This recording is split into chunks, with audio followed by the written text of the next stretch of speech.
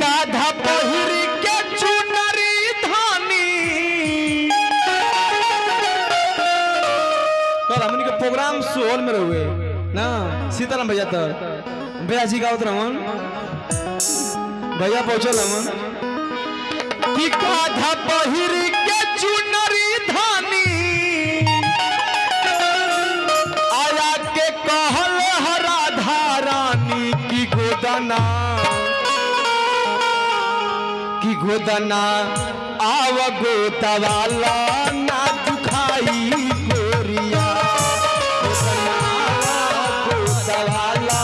ना दुखाई गोरिया पहिर के चुनरी धानी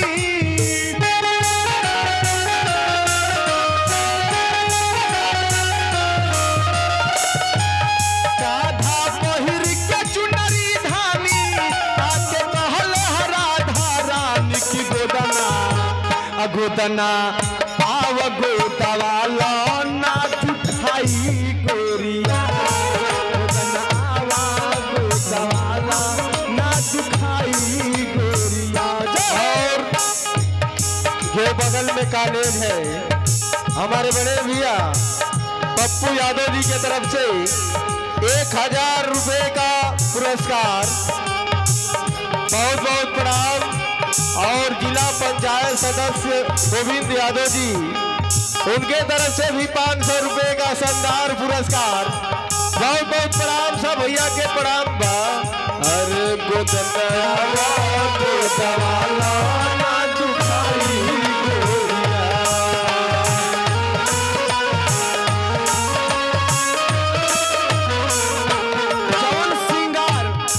जवन सिंगार मेहरारू होला पूरा कन्हैया जी कर ले हम कैसे कैसे कैसे कान में बाली ओठ पे लाली मुंह में कचरत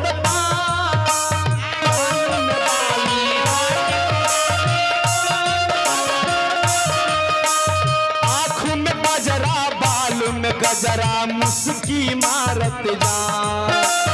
आँख में गजरा बाल में गजरा मुस्की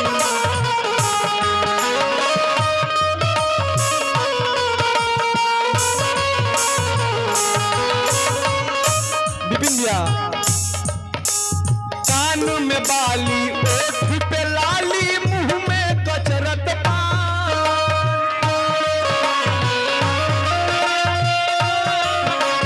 और आँख में गजरा बाल में गजरा मुस्की मारत जा आँख में गजरा बाल में गजरा मेहदी हाथ में भरल चूड़ी बा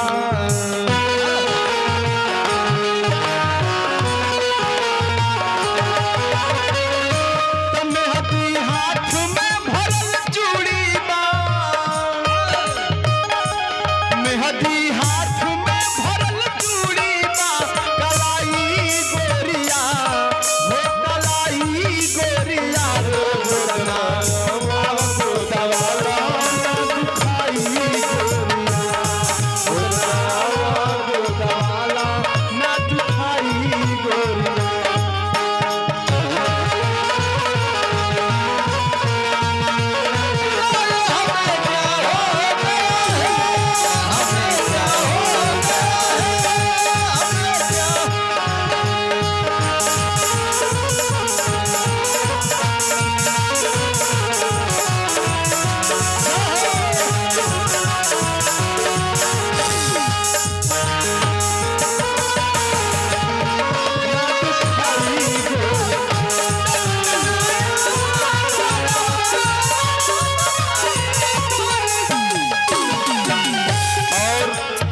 हमारे बड़े भैया समाजवादी अध्यक्ष विपिन लाल यादव जी के तरफ से उनके तरफ से 500 रुपए का फिर पुरस्कार बहुत बहुत प्रणाम। ऐसा ही समाजवाद बनल रहे। गोविंद भैया राधा जी जानते लगी कि कोई मेहरारू हो उन्हें जान के कन्हैया कहता नहीं आई होता जा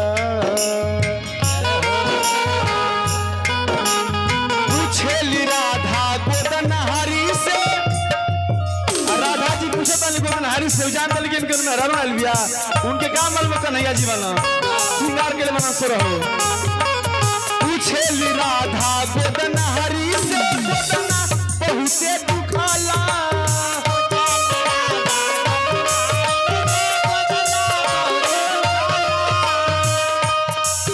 इतना महर सुई बाटे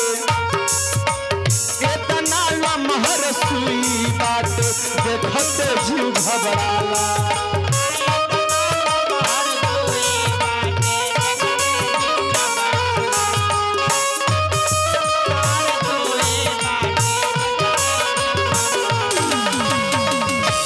कहली धीरज तनिका धरी हा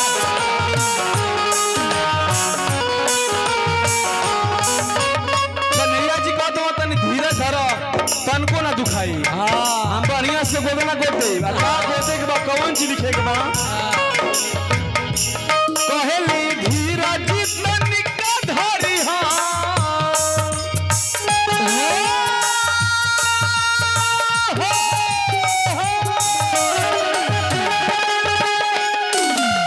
कहली धीरज तनिका धरी हा ना पिराई गोरिया गोरिया गोदना आवत दवाला ना दुखाई गोरिया गोदना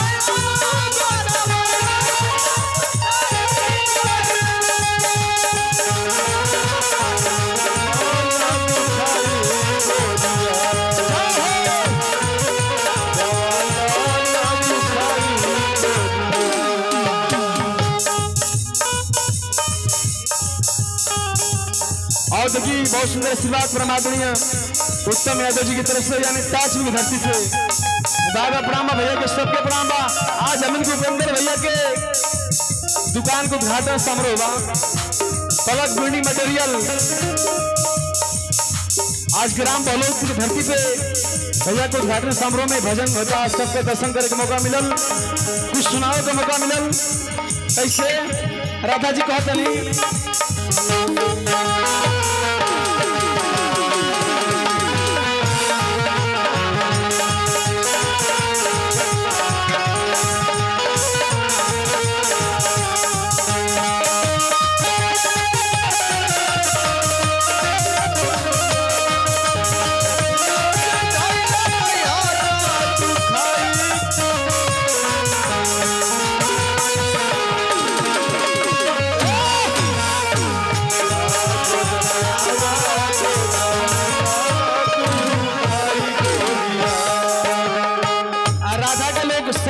बाएं पकड़ ले बा कहता धई राधा के बाह कहेली उनकर सखी सहेली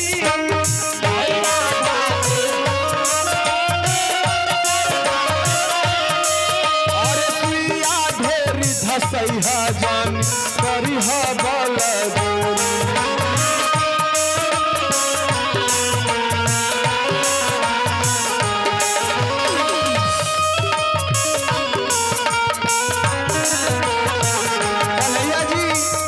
राधा जी के हाथ पकड़ ले लिखे खातिर के पूछो तो का लिखी कौन चीज लिखी कहाँ लिखी क्यों है को गोदना गोदवा तो क्यों यो गोदवा बता कहीं को गोदवा सकेला गोदना ना तो कन्हैया जी को कहाँ लिखी कौना जगह लिखी का लिखी बताओ अरे आजकल टैटुओ बना था भैया और देखिए पलक बिल्डिंग मटेरियल की तरफ से यानी जेकरा माध्यम से होता भैया की तरफ से बहुत आशीर्वाद प्रणाम बोले कन्हैया जी का हमन का लिखी कहाँ लिखी तक का नाम में बताओ थे उखा जान कर कन्हैया जी हमन बहुत धीरे से कन्हैया लिख दो आ कहाँ लिख दो कैसे तो कतही और गाली पे लिखी दो कोना में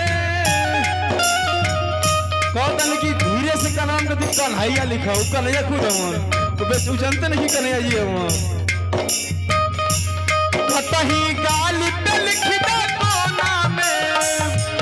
कतही गाली पे लिखी दो कोना में कलाई गोरिया